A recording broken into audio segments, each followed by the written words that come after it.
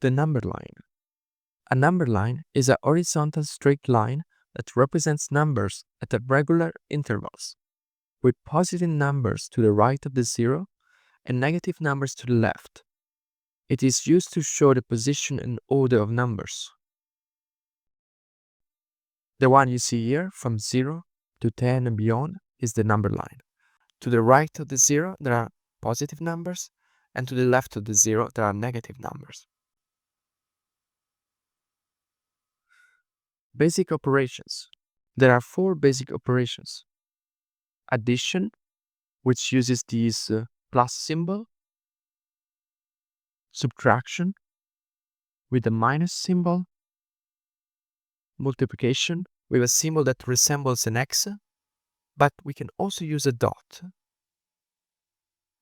Division, with this sign here, but we can also use a slash.